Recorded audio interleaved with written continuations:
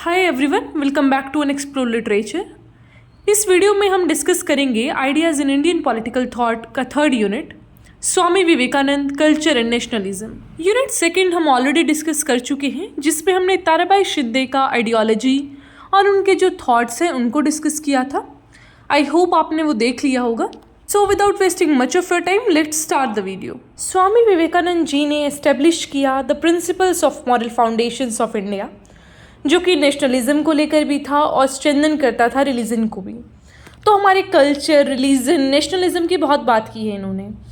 जो स्वामी विवेकानंद थे वो बहुत ही क्रिएटिव आदमी थे। उन्होंने अपना पूरा डेडिकेट कर दिया था life as an inspired activist, ताकि वो क्या कर सके, मॉरल और जो सोशल रिवाइवल है कंट्री का वो कर सके। Raja Ram Mohan Roy, Keshav Chandra Sen, Gopal Krishna Gokhale, they believe that कि जो इंग्लैंड है उसका एक स्पेशल गोल है इंडिया के अंदर। लेकिन विवेकानंद, दयानंद सरस्वती और गांधी जी की तरह ये बिलीव करते थे कि इंडिया के पास भी एक स्पेशल मैसेज है फॉर द वेस्ट, जो कि उनको समझना चाहिए। स्वामी विवेकानंद को हिंदू नेपोलियन भी बोला जाता है, as a travel to America और यूरोप बहुत बार, ताकि वो स्प्रेड कर सके इंडियन फिलॉसफी और कल्चर को। जो वर्ल्ड है वो उनको एक ग्रेट स्कॉलर की तरह जानता है, क्योंकि उन्होंने बहुत आगे तक इंडियन सिविलाइजेशन और कल्चर को पहुंचाया था एट अ ग्लोबल स्टेज। मतलब जो पूरा कल्चर है उसको एक ग्लोबल लेवल पे इन्होंने पहचान दिलवाया। अब हम बात करेंगे philosophical sources of Vivekananda thought and his major works का, कि जो विवेकानंद जी के फिलोसफिकल थॉट्स हैं उनका सोर्स क्या है, वो कहाँ से आते हैं। तो बेसिकली हमारे पास तीन सोर्स हैं। पहले सोर्स में बात की गई है वैदिक ट्रेडिशंस और वेदांता की, कि जो उनका फिलॉसफी है वो वैदिक ट्रेडिशन से आता है। Vivekananda is place in the category of Shankaracharya, Ramanuja, Madhvacharya, Vallabhacharya, Nimbarkacharya.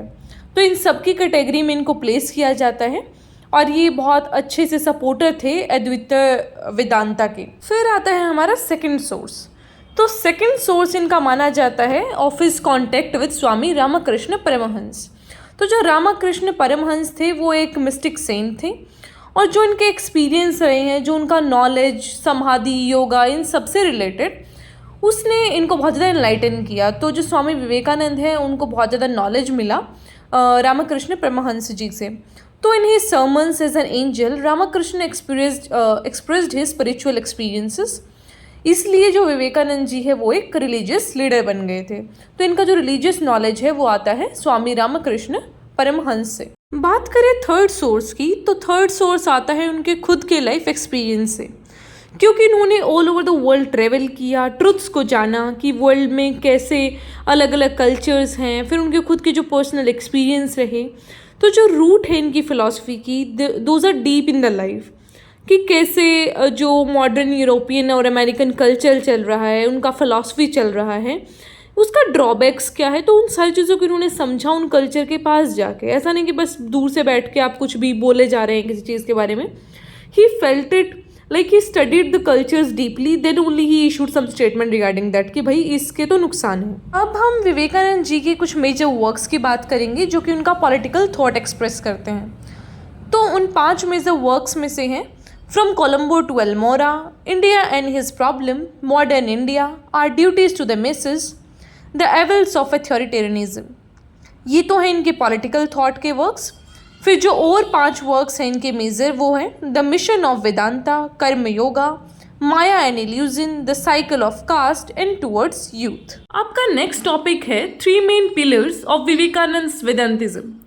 तो फर्स्ट में उन्होंने बात की है सोल की, कि सोल का क्या इंपॉर्टेंस है, कि जो ह्यूमन सोल होता है वो डिवाइन रहता है and it's like a Brahma like God. ठीक है, वो एक मटीरियलिस्टिक वर्ल्ड का पार्ट ही नहीं है। और जो ह्यूमन रहता है, इट्स नॉट अबाउट कि सिर्फ उसका बॉडी है, उसका इंटेलेक्ट या फिर बोले माइंड है। It's also about soul. Soul को हमें इंपॉर्टेंस देना चाहिए क्योंकि वो अनएक्सप्रेस्ड रहता है। सेकेंड पिलर में वो बात करते हैं कि जो गोल ऑफ लाइफ है that is the realisation of the divine power, कि एक डिवाइन पावर है जिसको हमें रियलाइज करना पड़ेगा और हम वर्शिप करना चाहिए उसको। तो इनका एक कोट है, if you can not worship your brother as an expressed God, how would you worship a God who is unexpressed. फिर थर्ड में इन्होंने बात की है कि जो बेसिक गोल है हर एक रिलीजन का वो सेम है। आप हिंदू हैं, आप मुस्लिम हैं, आप सिख हैं, ईसाई हैं, कुछ भी हैं, सभी रिलीजन सिर्फ एक चीज़ सिखाती हैं, वो होता है इंसानियत, प्यार, ठीक है, एक यूनिवर्सल लव एंड सर्विस, तो वो चीज़ आपको सीखनी होती है। एंड यही मैसेज है वेदांता का हर मानव के लिए कि भाई आपको क्या करना है, यूनिवर्सल लव और सर्विस का मैसेज अपनाना है। अब बात कर लेते हैं विवेकानंद थॉट ऑन नेशनलिज्म के बारे में, कि विवेकानंद जी नेशनलिज्म के बारे में क्या सोचते थे।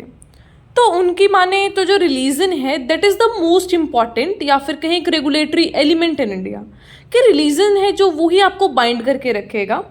ही बिलीव दैट कि जो डिफरेंट कास्ट हैं, लैंग्वेज है, रिलीजन है, कल्चर है, वो एग्जिस्ट करता है इंडिया के अंदर, लेकिन सबका एक कॉमन बेसिस है। तो रहता ना कि अनेकता में भी एकता, वो चीज़ है यहाँ पे। इसको इन्होंने बोला है साक्षा रिलीजियस ट्रेडिशन, जो कि एक स्पिरिट रहा था नेशनलिज्म को डेवलप करने के पीछे।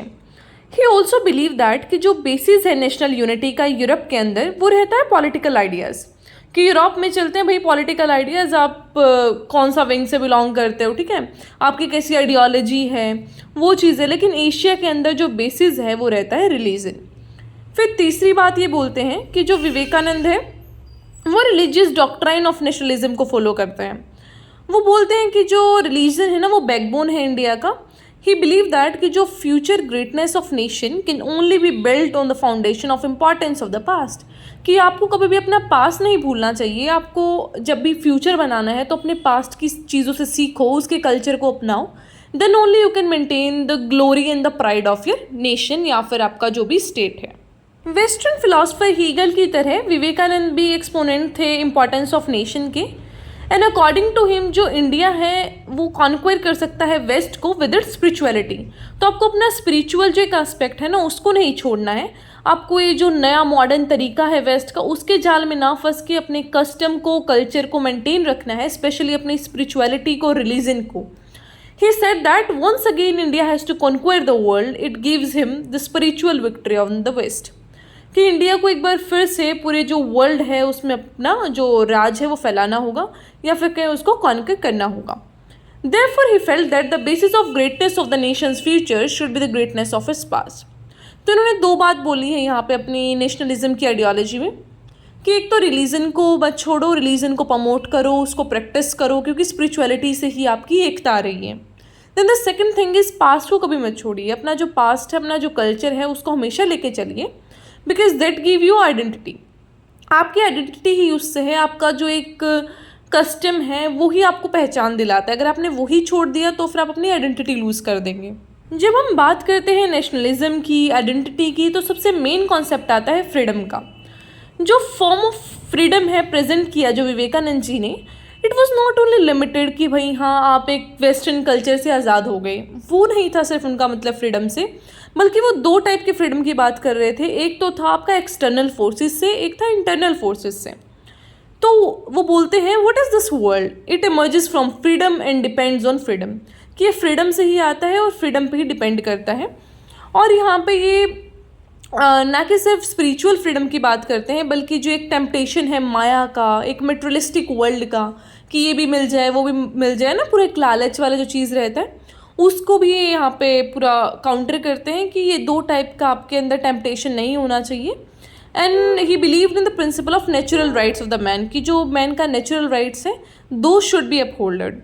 एंड अकॉर्डिंग टू विवेकानंद जो एक फ्रीडम है वो मेन प्रिंसिपल है उपनिषेद्स का। तो अब यहाँ पे वो फिर से रेफरेंस दे रहे हैं रिलीजन को, कि भाई रिलीजन को मत छोड़ो। जो नए नए कॉन्सेप्ट्स है, रिलीजन, फर्टर्निटी, लिबर्टी, एक्स्ट्रा आ रहे हैं, ये हमारे रिलीजियस आइडियाज़ हैं, ये हमारे बुक्स में जो रिलीजियस टेक्स्ट है, सीक्रेट टेक्स्ट है, उनमें ऑलरेडी प्रेजेंट है।